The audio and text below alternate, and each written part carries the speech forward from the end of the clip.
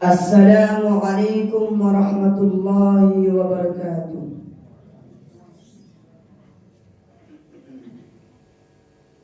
ان الحمد للہ نحمده ونستعینه ونستغفره ونؤمن به ونتوکل علیہ ونعوذ بالله من شرور أنفسنا ومن سيئات أعمالنا من يهده الله فلا مضل له ومن يضلله فلا هادي له وأشهد أن لا إله إلا الله وحده لا شريك له وأشهد أن محمدا عبده ورسوله أما بعد فقد قال الله تعالى في كلامه المجيد والفرقان الحميد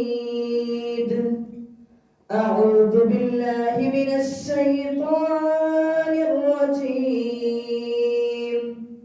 بسم الله الرحمن الرحيم قل هل يستوي الذين يعلمون والذين لا يعلمون وقال النبي صلى الله عليه وسلم فضل العالم على العابد كفضل القمر ليلة البدر على سائر الكواكب۔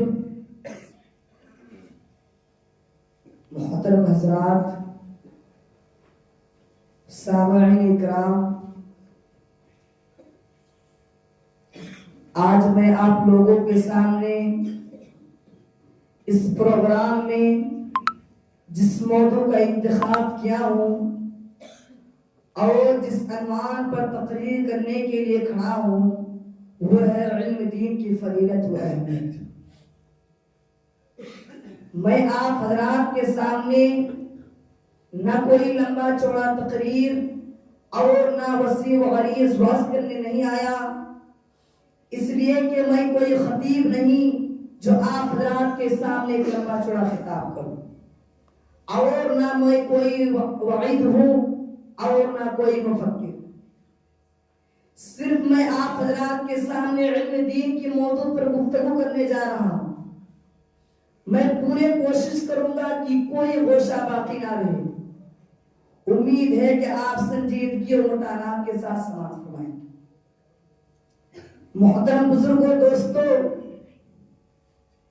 آپ حضرات نے علم دین کی فضیلت و اہمیت کو بہت سارے کتابوں میں پڑھا ہوگا، بہت سارے مفکروں سے سنا ہوگا، بہت سارے دانشوروں سے سنا ہوگا، بہت سارے آدمیوں سے سنا ہوگا، بہت سارے مقرروں و خطیبوں سے سنا ہوگا۔ میں بھی آپ حضرات کے روبرو اسی عنوان پر گفتگو کرنے کا ارادہ سے آیا ہوں۔ محترم بزرگوں، دوستو، علم دو طرح کا ہے، ایک دینوی ایک اخروی۔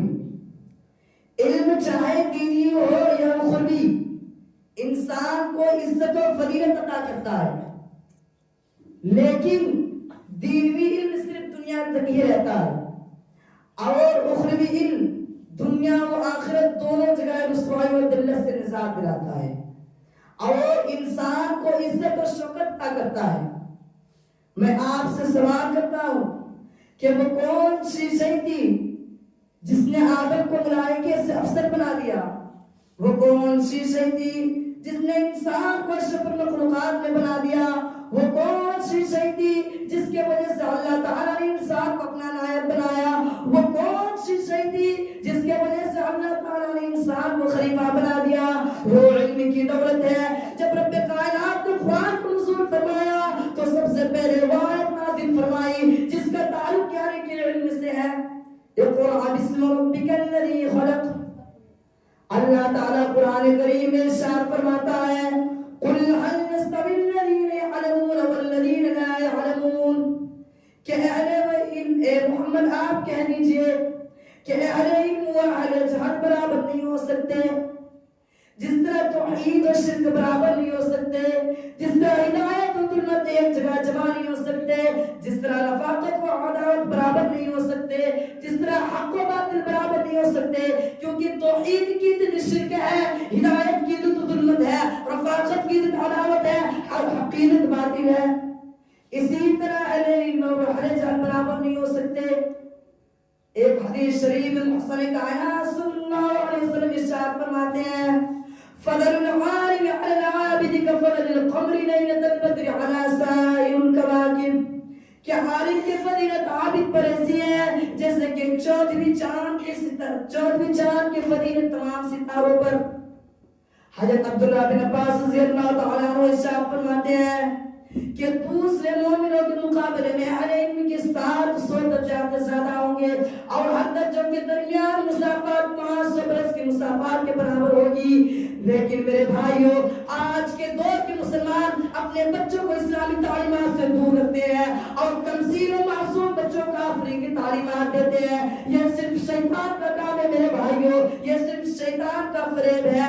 یہ شیطان مردود جس نے حق کر دیا کہ نبی آدم علیہ السلام کو جہنم پہنچایا جائے گا، یہ شیطان جو ہمارا دین و اسلام کا دشمن ہے، یہ شیطان جو ہمارا ایمان و اخلاق کا دشمن ہے، یہ شیطان جو ہمارا سوسائٹی کا دشمن ہے، یہ شیطان جو ہمارا تہذیب و تمدین کا دشمن ہے، یہ شیطان ہمارا ازلی دشمن ہے۔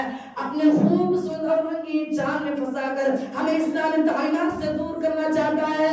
میرے بھائیوں، یاد رکھیں محسن کائنات صلی اللہ علیہ وسلم کا ارشاد گرامی ہے یستغفر للعالم ما فی السماوات والارض، کہ زمین و آسمان میں جتنے اشیاء ہیں یہ سب کوئی عالم کے لیے مغفرت کی دعا کرتے ہیں، عالم کے لیے جنات بھی مغفرت کی دعا کرتے ہیں، عالم کے لیے ملائکے بھی مغفرت کی دعا کرتے ہیں، عالم کے لیے کیڑے مکوڑے بھی دعا کرتے ہیں، عالم کے لیے سمندر کے مچھلیاں بھی دعا کرتی ہیں، عالم کے لیے زمین و آسمان بھی دعا کرتے ہیں۔ لیکن اس کے باوجود بھی مسلمان کا حال یہ ہے کہ انگریزوں کے جال میں پھنس کر ہم اپنے دین و معاشرات کو داغدار کر رہے ہیں۔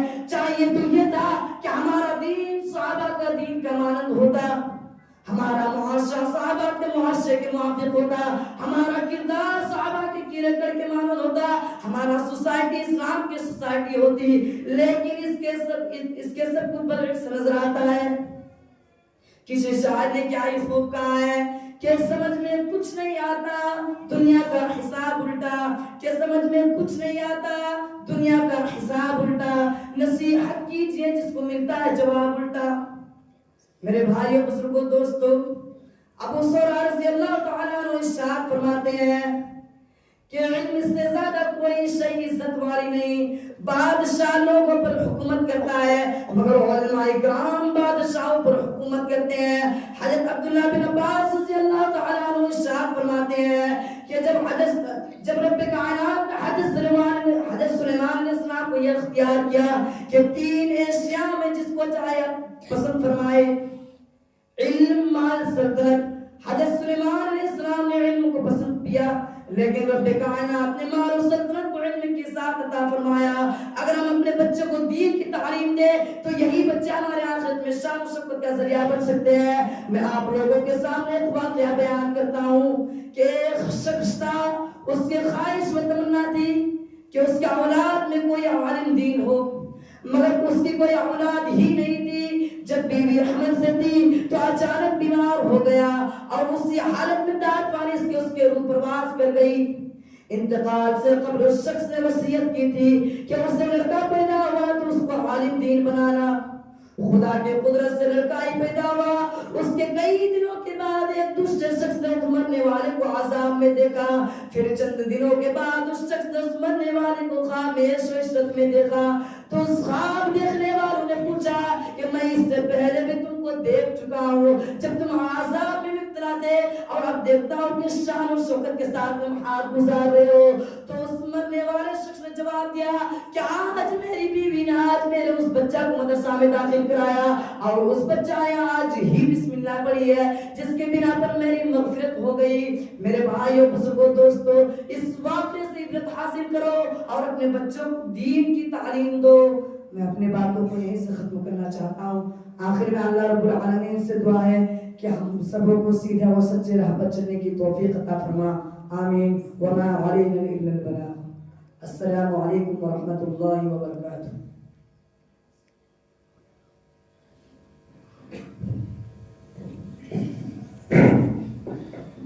وعلیکم السلام ورحمۃ اللہ وبرکاتہ. ماشاء اللہ، یہ تھے عزیزم اشرف الحق بن عبد الرؤف، متعلم مرکز اقبال لتحفیظ القرآن الکریم.